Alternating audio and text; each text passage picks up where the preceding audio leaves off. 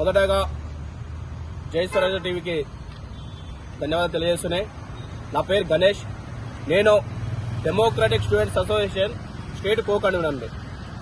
ఈరోజు దేశవ్యాప్తంగా NEET exam ఏదైతే ఉన్నదో అది భారతీయ జనతా పార్టీ ఏజెంట్లైన వ్యక్తుల చేతిలోని ఎన్టీఏ అని ఒక సంస్థను పెట్టి ఆ సంస్థ ద్వారా జేబు సంస్థను పెట్టుకుని ఈ దేశంలో కూడా మెడికల్ విద్యని మొత్తంగా కార్పొరేట్ సెక్టర్లకు దారాదత్తం చేస్తూ నరేంద్ర మోడీ అధికారంలోకి వచ్చినాక విద్య, వైద్యం, ఉపాధి రంగాలు ఏవైతే ఉంటాయో ఆ అన్నింటినీ కూడా మొత్తం ప్రైవేట్ సెక్టర్ అప్పచెప్పడం జరిగింది.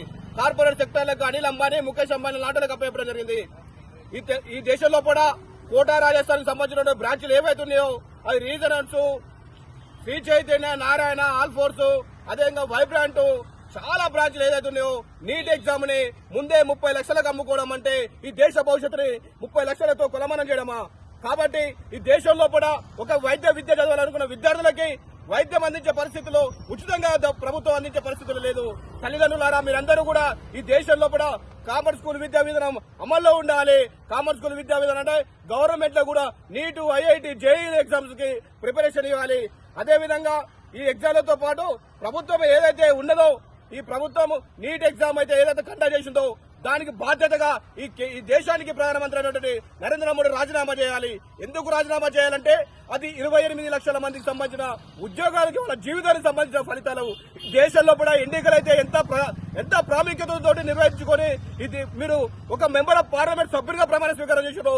28 లక్షల మంది విద్యార్థుల జీవితాలను మీరు వాళ్ళ నాశనం చేశారు. కాబట్టి దీనికి నైతిక బాధ్యత వహిస్తూ చేతగాని అసమర్థ పాలనతో కార్పొరేట్ సెక్టర్లకి మీ వ్యక్తులను పెట్టుకుని ఎన్టీఏ సంస్థ అనేది ఒక జేబు సంస్థ.